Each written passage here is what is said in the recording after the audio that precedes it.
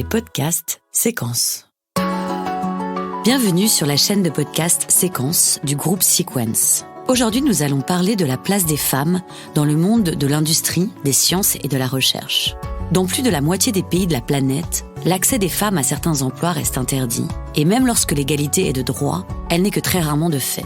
94% des hommes dans le monde participent à l'activité économique, contre seulement 63% des femmes, et cette proportion n'évolue plus depuis quelques années. L'écart de rémunération reste quant à lui conséquent, 23% en moyenne dans le monde. Nous constatons qu'aujourd'hui, les femmes ne représentent que 35% des salaires de la recherche et 30% de ceux de l'industrie, pour à peine plus de 15% des cadres dirigeants. Plus globalement, les statistiques sont inquiétantes. 24% des moins de 30 ans sont des dirigeantes et seulement 20% des 50 ans et plus. Ces chiffres appellent à une réflexion individuelle et collective, à des engagements actuels et futurs. C'est la raison pour laquelle le groupe Sequence donne la parole durant tout le mois de mars à des femmes de tous horizons. Dans ce 3e épisode de Séquence, j'ai l'honneur de recevoir 3 femmes. Victoire de Margerie, CEO de Rondol et vice-présidente du World Materials Forum, Janine Cossy, chimiste, professeure émérite à l'ESPCI Paris, et Magali Smets, directrice générale de France Chimie. Vous avez toutes les 3 accepté de répondre à mes questions aujourd'hui, et vous avez toutes les 3 une relation particulière avec le groupe Sequence. D'abord, je vais vous laisser vous présenter, peut-être d'abord vous, Victoire de Margerie, et nous expliquer un petit peu en 2 mots votre parcours. En 2 mots, je suis tout simplement une grande fan de l'industrie. Au départ, je voulais faire l'X, mais j'avais pas l'âge parce que c'est une école militaire. Donc, j'ai fait HEC. Et dès que je suis sortie d'HEC, je suis rentrée dans l'industrie et j'y suis restée. J'ai d'abord travaillé dans des grands groupes et j'ai appris 2 grands métiers, la vente et la production. Donc la vente en faisant du business development en Scandinavie, chez Atokem, et puis ensuite en faisant du key account management chez Péchinet. Et puis l'industrie, ce qu'on appelle le vrai du vrai, c'est-à-dire la fabrication, en construisant 2 usines. Une en Allemagne de l'Est, juste après la chute du mur, et une ensuite au Canada, quelques années plus tard. Ayant acquis une certaine compétence, donc à la fois commerciale et de fabrication, j'ai monté ma propre start-up de deep tech qui s'appelle Rondol et que je dirige aujourd'hui depuis une bonne 12aine d'années. Merci. Janine, est-ce que vous pouvez vous présenter à votre tour ? À l'heure actuelle, je suis professeure émérite à l'ESPCI à Paris. J'ai été professeure de chimie organique. Et après avoir fait mes études à l'université de Reims, j'ai effectué une thèse en photochimie. Et ensuite, je suis partie aux États-Unis pendant 2 ans. Et c'est là où j'ai attrapé un peu le virus, je dirais, de la chimie et également de la synthèse de produits biologiquement actifs. Je suis revenue à Reims où j'ai été chargée de recherche et ensuite j'ai été promue directeur de recherche toujours à Reims le 1er octobre 1990 et le 2 octobre 1990, j'ai été nommée donc professeure à l'école de physique et de chimie. On travaille dans la synthèse de produits biologiquement actifs, plus principalement sur des anticancéreux, sur des anti-inflammatoires et des antibiotiques. Et j'ai eu beaucoup de relations donc avec le milieu industriel. Et j'ai toujours travaillé en parfaite harmonie justement avec les industriels. Ensuite, j'ai développé 2 startups, co-développé 2 startups, CDP Innovation et Acant Biotech. Magali ? Je suis directrice générale de France Chimie, donc qui est la fédération qui réunit l'ensemble des entreprises de la chimie en France. Je suis ingénieure de formation, diplômée de l'école centrale Lille et du MIT aux États-Unis. J'ai démarré ma carrière dans le conseil en stratégie avant d'entamer un parcours dans l'industrie chez Alstom puis Areva, donc 2 entreprises dans l'énergie, dans des fonctions de stratégie et d'affaires publiques, avant de rejoindre il y a plus de 5 ans maintenant cette fédération France Chimie, dont Sequence est un des membres actifs. Merci beaucoup. Alors, nous savons aujourd'hui que les femmes représentent que 35% des salaires de la recherche, 30% de ceux de l'industrie, pour à peine 15% des cadres dirigeants. Ce sont des chiffres qui sont publics. Et donc, les 2 secteurs, à la fois de la recherche et de l'industrie, sont des secteurs qui restent quand même en marge sur les questions d'équité, qui sont voire même assez inquiétantes. Moi, j'ai envie de vous poser 2 questions à chacune. D'abord à vous, Janine, quand vous avez démarré votre carrière, est-ce qu'il y avait beaucoup de femmes dans votre domaine et est-ce que ça a évolué ? Est-ce qu'il y a une évolution aujourd'hui ? Disons que quand j'ai commencé à faire mon postdoc justement aux États-Unis, sur un laboratoire de 50 personnes, j'étais la seule fille. Donc ça, c'était déjà quelque chose également, je pense, où il y avait quand même une différence entre les hommes et les femmes. Au niveau de la chimie, je pense qu'à l'université, il y avait des femmes.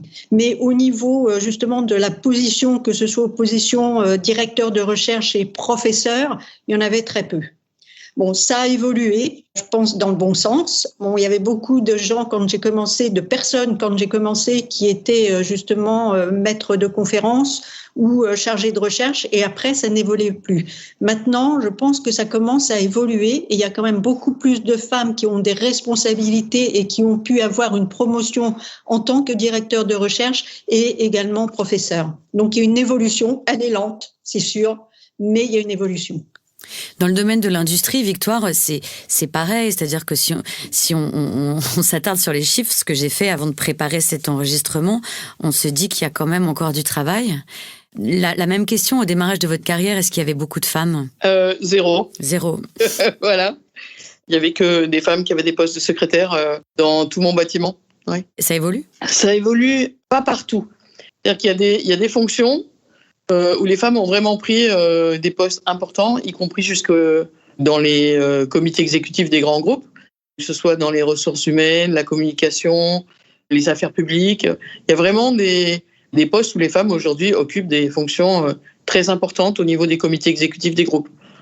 En revanche, dans ce que j'appellerais le super opérationnel, c'est-à-dire la fabrication et la vente, il y en a encore très très peu. Il n'y a pas longtemps, j'ai été visiter une usine d'Arkema à Pierre-Bénite, et pour la première fois, j'ai vu une femme nous faire visiter un département de production, une jeune femme qui avait une trentaine d'années et qui était diplômée, devinez quoi, de l'ESPCI. Donc Janine ne sera pas surprise. Je pense que l'ESPCI a formé beaucoup de femmes qu'on retrouve aujourd'hui dans des niveaux opérationnels dans l'industrie, mais c'est peut-être une des seules écoles où je vois des représentantes féminines dans des postes opérationnels. Magali, avant de se parler aujourd'hui, j'ai partagé avec vous un certain nombre de chiffres et vous aviez une réaction qui était un petit peu différente des constats qu'on a eus précédemment. Disons que c'était un sujet, cette place des femmes dans l'industrie, mais que le tableau n'était pas si noir qu'il paraissait et que, au contraire, dans certains domaines, la position des femmes ressortait plus. Effectivement, en fait, quand on présente les chiffres de la part des femmes dans l'industrie, la branche chimie fait figure un peu d'exception, dans la mesure où on a la chance d'avoir 40% des salariés femmes dans la chimie, donc ce qui est nettement supérieur au reste de l'industrie. Et quand on regarde déjà dans les écoles d'ingénieurs... Dans les formations, oui. Voilà, dans la formation, dans les écoles d'ingénieurs de chimie, en fait, on est déjà à la parité. On a... je crois qu'on a même un peu plus de femmes aujourd'hui que d'hommes dans les écoles d'ingénieurs de la chimie. Et quand on regarde ensuite dans les différentes activités, dans les activités de R&D, de techniciens de laboratoire, dans la logistique, on est à parité. Et dans d'autres activités cœur de métier comme le contrôle qualité, les technico-commerciaux ou le marketing, on est alors là avec une proportion de femmes qui est supérieure à celle des hommes. Donc en fait, je dirais que ce constat assez défavorable pour l'industrie, il n'est pas aussi négatif dans la chimie. Pour être totalement honnête, il faudrait quand même considérer que effectivement dans la chimie, pour rappel, nous avons aussi le secteur de la cosmétique qui effectivement emploie beaucoup de femmes. Notre sujet pour la chimie, en fait, c'est comment attirer les femmes dans les métiers de la production ou de la maintenance. Qui, en fait, si je combine tous les emplois de la production et de la maintenance, ça représente la moitié, en fait, de l'ensemble des salariés. Donc, quelque part, aujourd'hui, sur ces métiers-là, on a une proportion beaucoup plus faible de femmes. Et c'est dommage parce qu'elles se coupent donc la moitié des emplois disponibles dans la branche. Quand vous avez démarré votre carrière, est-ce que c'était le cas déjà ? Ou est-ce que vous avez constaté une évolution de la place des femmes dans ces métiers ? Si je regarde mon cas personnel, en fait, dans le cadre de mes études, donc j'ai fait des études d'ingénieur industriel à l'école centrale. Là, pour le coup, il y avait que 20% de femmes dans ma promotion. Et cette proportion-là, en fait, je l'ai retrouvée à peu près dans toutes les fonctions que j'ai pu exercer, que ce soit donc chez Alstom ou Areva. Quand j'ai pris mon rôle au sein du COMEX d'Areva, j'étais la première femme dans ce poste-là. Dans les réunions auxquelles j'ai pu participer, quand il s'agissait de parler de l'avenir du nucléaire français, Bon, j'étais quand même la seule parmi une assemblée très masculine. Bon, moi, ce que je constate, c'est un fait, c'est que effectivement, ce 20% de femmes en école d'ingénieurs, aujourd'hui, ne se retrouvent pas encore à la tête des groupes industriels. On n'a pas 20% de femmes à la tête des groupes industriels. En revanche, autre élément en fait qui est un peu effectivement une surprise désagréable, c'est que je n'ai pas le sentiment que ce 20% de femmes dans les écoles d'ingénieurs progressent très rapidement. Mais moi, j'ai envie de poser une question. Est-ce que le fait d'être une femme, ça a impacté vos carrières ? Est-ce qu'à un moment, ça a été un sujet pour vous de se dire on a à faire un travail parce que nous sommes des femmes, ou est-ce que simplement c'était la passion de vos métiers qui primait ? Est-ce que ça a changé les choses ? Bien sûr, c'était la passion. Quand j'étais enfant, je rentrais de l'école et j'avais un père qui réparait tout, des voitures, tout ce qu'on voulait dans son garage. Et moi, j'étais assise sur l'établi et je le regardais faire et je voulais travailler dans l'industrie. Donc, c'était une vraie passion. Mais ça a été rude. Encore aujourd'hui, je me demande comment j'ai fait parfois. Mon premier job, j'avais été recrutée donc, pour m'occuper du business development d'Atokem en Scandinavie. Et on m'avait expliqué que comme j'avais un bon potentiel, au bout de 6 mois, j'aurais une augmentation de salaire. Et donc, moi, je fais confiance. Au bout de 6 mois, je ne vois rien arriver. Donc, je vais voir mon patron en direct et je lui dis, mais vous m'aviez bien dit que j'aurais une augmentation de salaire. Et il me dit, oui, tout à fait. Et puis, il revient et il est très gêné. Il me dit, mais en fait, mon patron à moi, donc le N+2, avait décidé que comme j'étais une fille, je n'avais pas besoin d'une augmentation de salaire. Alors, je lui dis, mais est-ce que vous pouvez m'expliquer pourquoi ? Il me dit, il veut vous l'expliquer lui-même. Alors, je vais voir le N+2. Et le N+2 m'explique que comme de toute façon, je vais me marier dans 3 ans, il va quand même pas investir en me donnant une augmentation de salaire, alors qu'il y a des pauvres garçons qui, eux, vont bientôt avoir charge de famille, et que donc, il fallait leur donner de l'argent à eux, et qu'il fallait que je comprenne ça. Je lui ai expliqué que je n'admettais pas ça. Et on a eu une discussion difficile, et à la suite de cette discussion difficile, il m'a dit, très bien, dans 3 mois, nous ferons un autre round, vous aurez une augmentation de salaire, mais sachez que le jour où vous aurez une vie privée, on vous cassera votre carrière. Alors, effectivement, ce sont des anecdotes qui appellent à une réflexion individuelle et collective, et surtout à des engagements, me semble-t-il. Ça pousse un petit peu quand même à se dire qu'il faut que ça n'arrive plus, que ça n'existe plus. Malheureusement, je pense que ces anecdotes sont encore très, très actuelles et que ça peut s'appliquer. Est-ce que, Janine, est-ce que le fait d'être une femme a impacté aussi votre carrière de manière positive ou négative ? Probablement les deux, je vais dire. Négative, je dirais peut-être au niveau justement de la promotion. Dans le laboratoire dans lequel j'étais, il y avait un garçon chargé de recherche, même titre que moi, et qui postulait pour être directeur.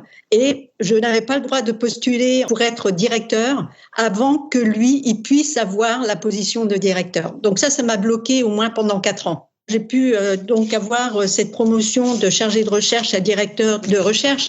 Bon, ça, c'était le point, je dirais, négatif.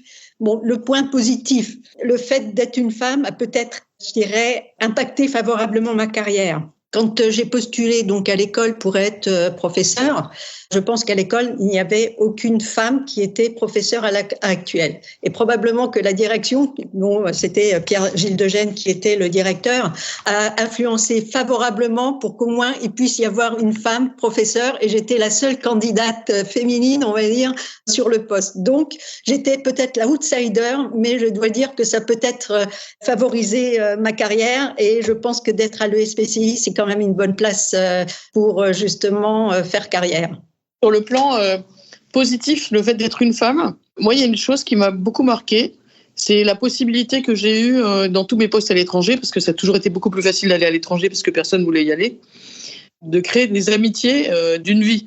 Et je pense que le fait d'être femme était beaucoup plus facile, parce que quelque part, il y avait moins ce côté concurrent. Et aujourd'hui encore, j'ai des amis extraordinaires dans l'industrie partout dans le monde.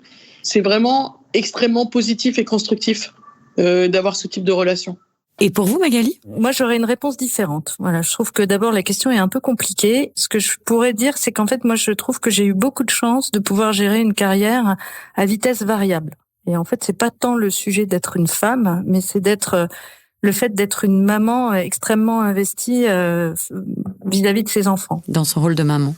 Voilà, donc moi j'ai eu la chance de pouvoir travailler au 4/5e pendant 8 ans, tout en ayant des activités extrêmement intéressantes.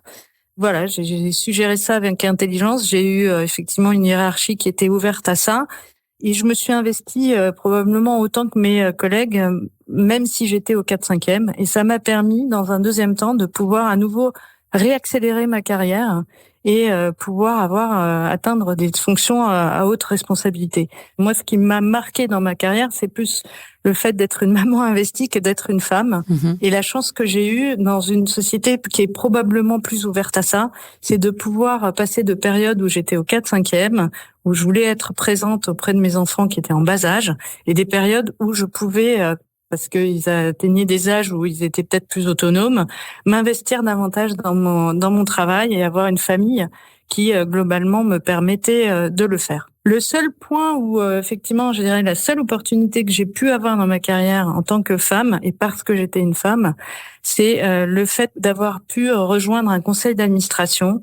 Et ça, je dois reconnaître que effectivement la loi Copé-Zimmermann qui a fixé à 40% un quota minimal de femmes dans les conseils d'administration, ça, clairement, je pense que Nexity, en fait, qui est le board auquel je siège, n'aurait pas fait appel à moi si je n'avais pas été une femme. Donc en fait, le déterminisme qu'on sent dans vos discours, il est assez encourageant parce que finalement, on peut avoir des postes à haute responsabilité, être une maman investie et ne pas avoir de frein dans sa carrière, c'est aussi, c'est quand même assez rassurant. Est-ce que vous auriez, si aujourd'hui vous aviez une jeune fille qui avait envie de se lancer dans l'industrie, est-ce que vous auriez plusieurs conseils à donner ou bien des choses à ne pas faire?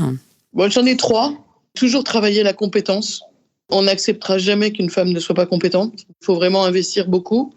La deuxième, c'est ce que j'ai déjà dit un peu juste avant. Construire des amitiés plutôt que du réseau.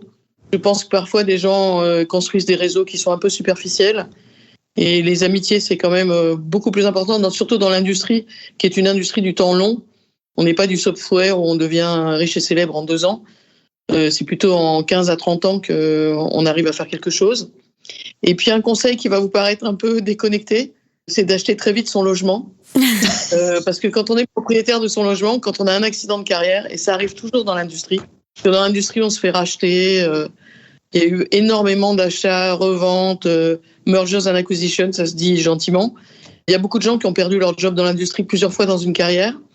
Et le fait de pouvoir être chez soi, ça permet de choisir le job d'après et pas se le faire imposer dans des conditions parfois très difficiles. Alors, ça paraît peut-être très américain comme remarque, mais d'avoir un chez-soi, ça permet de choisir. Et c'est important de choisir, en fait, plutôt que évidemment, de subir. Janine ? Oui, je suis d'accord avec Victoire. Bon, je pense que les relations personnelles, que ce soit en France ou que ce soit à l'étranger, c'est vraiment très important. Bon, je pense également qu'il faut se donner un objectif et d'essayer de l'atteindre, je dirais, le mieux possible. Et le troisième point, pour moi, c'est que on doit avoir confiance en soi. Parfois, c'est pas évident, mais je pense que la confiance en soi est vraiment très importante. Et ne pas se laisser déstabiliser par ce qui peut se dire d'une façon ou d'une autre. Et ça, je pense que c'est vraiment très important. C'est comme, je dirais, le chêne et le roseau. Il faut mieux être le roseau que le chêne. J'adore la comparaison. Vous avez entièrement raison. Exactement. Magali ? Pour moi, travailler dans l'industrie, c'était aussi une question de passion. En fait, voilà, j'ai toujours été attirée vers ces métiers-là, attirée vers du concret, des choses concrètes, avoir un vrai impact, se sentir près du terrain, faire partie d'une équipe, plus que d'autres amis qui ont pu faire des écoles d'ingénieurs et qui ensuite ont été dans la banque. Je trouve que aller dans la banque quand on est ingénieur, ça n'a pas cette approche où on a vraiment le sentiment de produire quelque chose, d'avoir un impact à la fois sur les activités ou un monde plus durable. La chimie, c'est une science, c'est aussi une industrie. Ce qu'on produit, ce sont des solutions pour aller vers un monde plus durable. Effectivement, c'est quelque chose qui me motive de travailler pour un monde plus durable. Maintenant, le conseil que j'aurais à donner, c'est que, effectivement, pour l'instant, dans la chimie, on retrouve énormément de femmes, comme on le disait tout à l'heure, dans les métiers de recherche, de développement, de marketing. Et beaucoup moins dans les métiers de la production et de la maintenance. Et je pense qu'on a un vrai travail à faire pour convaincre les femmes que dans la production, il y a aussi des leviers ou des moyens pour changer le monde, en quelque sorte. On fait face à effectivement des ambitions de décarbonation des activités. On fait face à des épisodes de stress hydrique, de sécheresse. Il va falloir adapter nos procédés, améliorer justement la gestion d'efficacité en termes de consommation d'eau. Voilà, tous ces sujets-là, en fait, appellent à avoir une autre vision de nos procédés industriels. Mon invitation, c'est ne vous cantonnez pas juste au sujet de recherche et de R&D, de développement de produits.